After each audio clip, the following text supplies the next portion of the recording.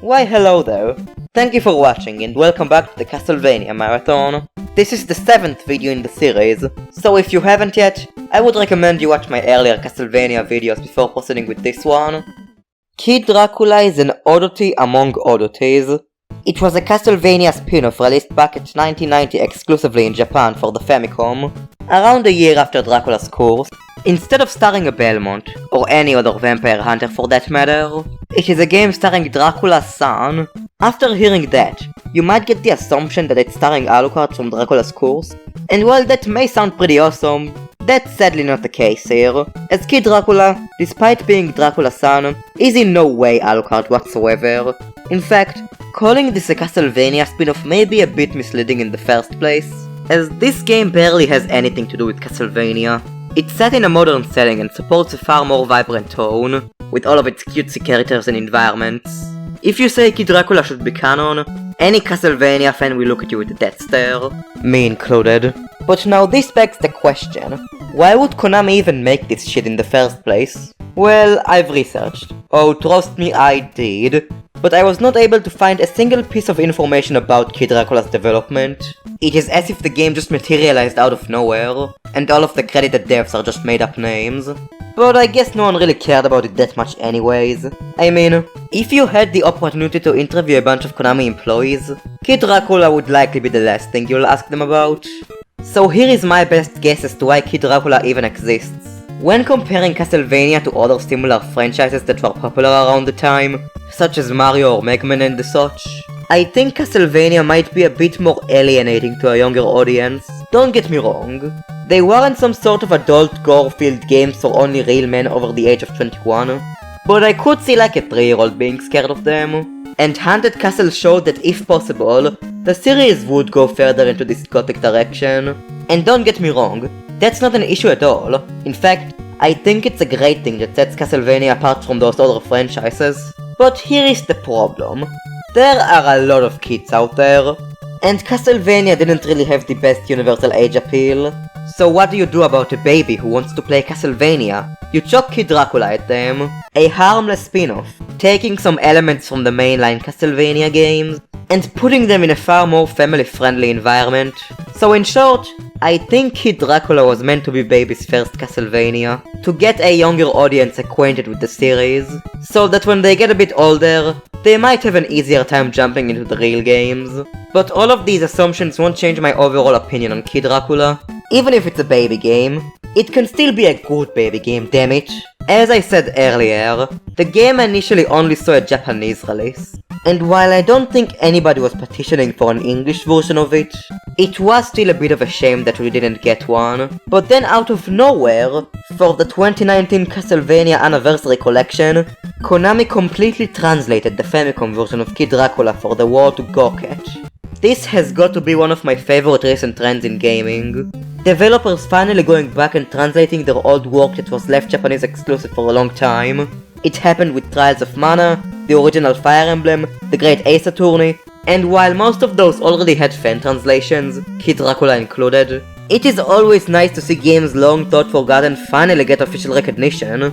And I hope this trend continues for a while longer, as there are definitely quite a few games I'd absolutely love to see get this treatment.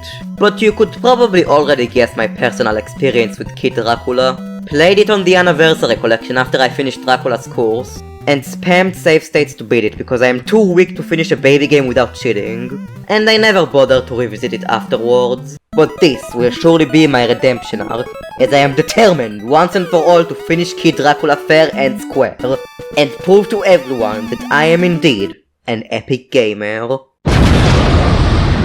Since Kid Dracula's plot isn't explained anywhere in-game, and the manual is only in Japanese, I'll have to rely on the summary given in the Anniversary Collection, as it is the most official source I could find. Even if it is sadly filled with spelling errors and is very poorly worded, this is a translation from 2019, but it feels like it was actually translated back in the early 90s, when the standards were far lower, so I guess it fits, but I still would have preferred a proper translation over this any day of the week. But as for the story itself, one day, Kid Dracula woke up from his 10,000-year-long sleep, and being a kid, the first thing to do after waking up is watch TV. but out of nowhere, one of his servant bats bit their own head. What the fang is going on? How do you even bite your own head? What the hell would that look like? But with shock and awe, the Demon King Garamot appeared out of the TV! As the bat fainted after praising him. So much for that guy. Garamot declares to Kid Dracula that in the time when he was asleep, he was able to conquer the demon realm and is now claiming to be its king. However, Kid Dracula is having none of that shit, as he smashes his TV in frustration, like any kid would do. He puts on his dad's cloak, and sets out on a quest to defeat Garamot, and re-obtain his title of King of the Demon Realm once more. I mean, yeah, this sure is a story. Sadly, I don't have any sort of super deep analysis this time around. As much as I'd love to delve deeper into the Kid Dracula lore, it's kinda just a standard cartoon premise. The evil guy has come and the hero has to stop him. In fact, this whole game gives off the vibe that it's based on some children's cartoon that doesn't even exist. What with all of the random characters it just kind of expects you to know about. I do wonder if maybe they had a Kid Dracula anime in the cards at some point, as Castlevania already had quite a bit of TV presence, what with the isekai masterpiece Captain N the Game Master, which featured Simon Belmont as one of its main characters. And yes, that is in fact Simon Belmont. The curse really started to take a toll on him after a while. I mean, at least he looks better than the absolute atrocity that is Mega Man. I take crappy box art Mega Man over this ugly gremlin any day. Wait, what were we talking about again? Oh right, Kid Dracula. As for Kid Dracula himself, despite him being the protagonist, it's pretty unclear whether he's even a good guy or not. I mean, his goal is to conquer the demon realm, but we don't really even know what he wants to do with it. And to be fair, he probably doesn't know either, because that's what kids are. Stupid. He just wants a position of power, and that's all that's really important here. Maybe one of the reasons I don't care for him much is the art style. Instead of the gritty gothic aesthetic the series has been using up until this point, Kid Dracula goes for a far more cutesy anime aesthetic with chibi characters, and I'm not gonna lie, this is far from my aesthetic of choice. If I had to pick an art style for my game to be in, this would be right near the bottom of my list.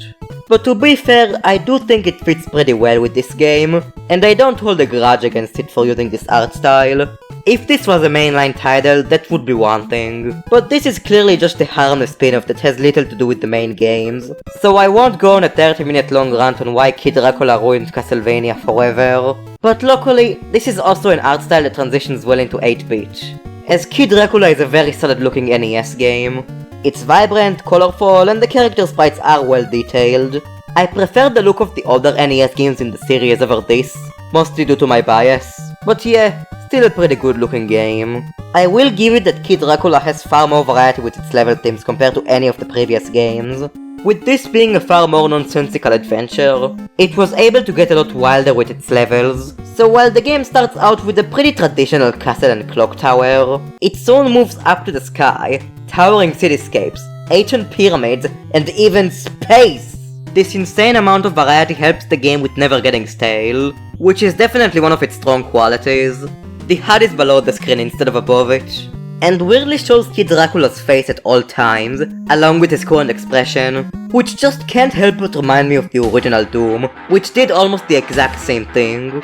And it's interesting, because the original Doom came out 3 years after Kid Dracula, and the idea that Doom ripped off Kid Dracula is just way too funny to pass up for me. I could say a similar thing about the soundtrack as I did the visuals. There was nothing that jumped out at me for being incredible, but solid catchy stuff all around. I have to give particular praise to how the first stage theme is actually a soft remix of Beginnings, the opening track from Dracula's Curse.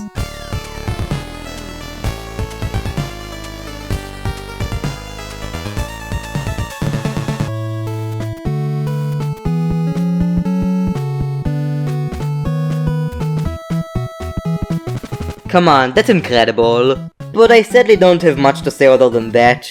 The OST is all around decent stuff. With this being a spin-off game, its gameplay has very little to do with traditional Castlevania. All they really do have in common is that they're both linear 2D platformers, with a set number of stages all ending with boss battles. And they operate on a similar health system, though everything in Kid Dracula deals out 1 heart of damage, with the only exceptions being insta-kill hazards such as bottomless pits or spikes. But as for the controls themselves, they're kinda more so like Mega Man. Kid Dracula's main attack is a fireball he shoots out of his finger, Unlike Mega Man however, Kid Dracula can shoot up and down, which comes in handy for sure. He also has smooth control similar to Grant from Dracula's Curse, and the charge shot, which you get many different versions of over time, which can be conveniently switched at real time with the select button, even while the game is paused.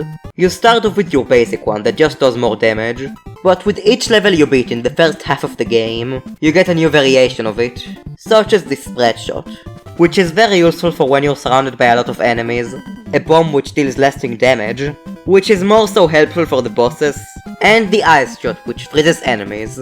Never really cared to use that one outside of a few times where the game required it, but other than those, we also have a few upgrades that serve utility purposes instead of combat ones. There's the bat which acts on a time limit, and controls much worse than Bat Alucard did in Dracula's Curse, and the ability to temporarily shift gravity, which I only ever found useful for the boss battle of stage 8. Other than that, I only used it when I had to. Yeah, I don't really like these utility charge shots.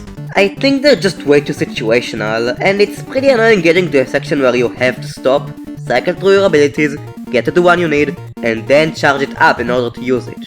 I would have honestly rather the game just force these gimmicks on you when getting to certain sections, but I do like the charge shots that serve different means to approach combat, even if you only ever need to use 2 of them. I'm not sure if this is a hot take, but this is honestly what I think Alucard should have controlled like in Dracula's Curse. Have his main gimmick be different charge shots you can get from candle drops. I think that would have worked well and made Alucard pretty unique.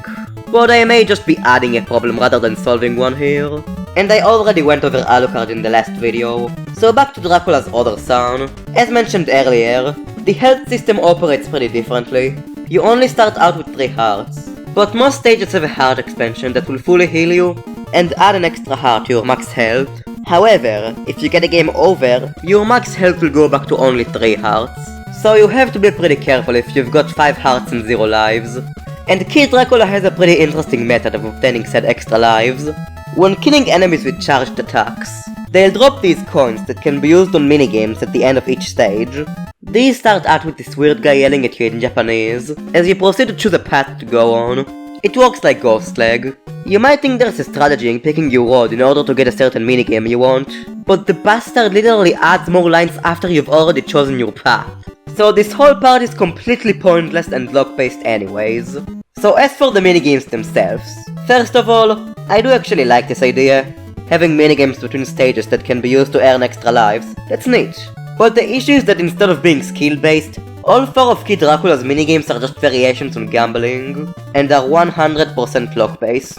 Kinda like Game Guy for Mario Party 3. Yeah, he also has 4 different minigames, but you're still getting screwed no matter what minigame you have to do, as your victory only relies on RNG. Unlike Game Guy, you could only ever win lives in the Kid Dracula minigames, so I don't really see the harm in making them a little bit more skill-oriented, as I think that would make these in-between sections far more entertaining. Though that may be just because I'm not a gambling person. I'm sure many other people would get a blast from this, but those are the same sick freaks who like Game Guy, so I don't think they should be trusted anyways.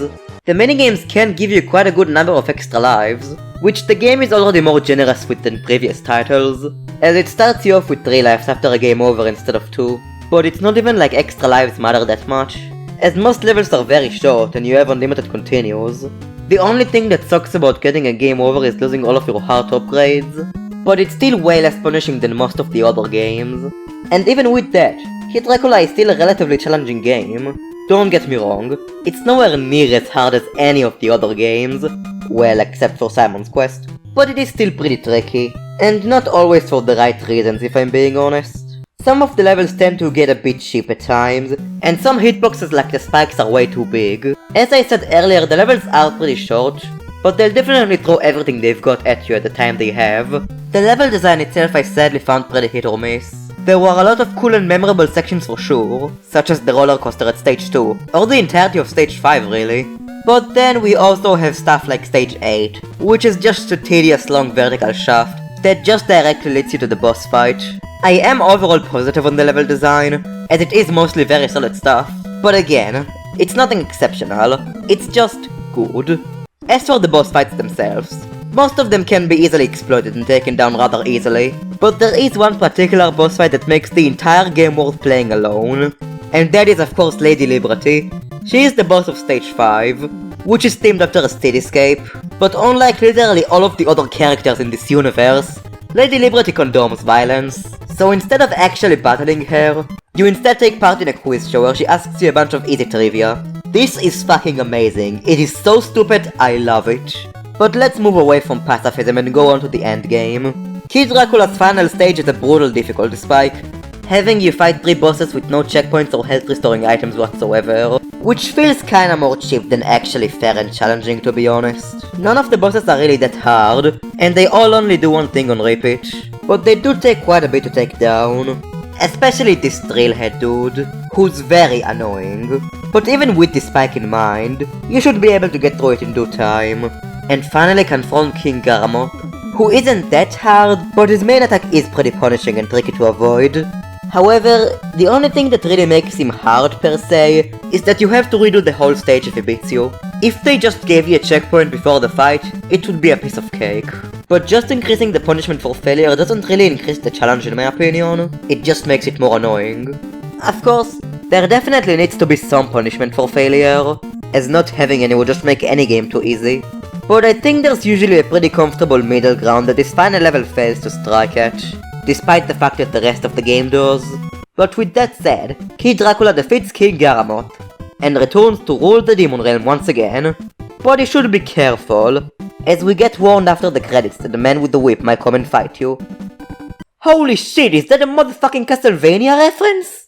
And I guess that's all I really had to say about Kid Dracula. Overall, for a Castlevania spin-off, this is a pretty damn solid game.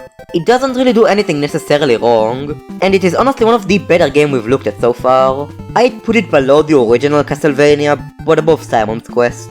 But my main issue with Kid Dracula, and this is mostly just personal preference, is that I am not particularly passionate about it. If you've watched my earlier videos, I think you could pretty easily tell that I am very passionate about the Castlevania games, but I sadly can't really bring myself to care about Kid Dracula that much. It doesn't really hit many of the same notes for me, and I feel like that kinda shows with how all over the place this video was. So in the end of the day, despite being a good game, I honestly can't really see myself ever coming back to Kid Dracula. I'd rather just play a traditional Castlevania or Mega Man game over it. But again, there's nothing wrong with Kid Dracula per se, it's just sadly far from my game of choice. I'm sorry Kid Dracula, it's not you, it's me. See you all next time as we take a look at the series' second portable attempt, Castlevania 2 Belmont's Revenge. I'm pretty excited to revisit this one, but I'll see what I think about it after finally replaying it. See you all then. Hey, thank you so much for watching. Sorry if my voiceover was a bit weird today, just been a bit sick, you know. Nothing too major, just like a bit of a cold.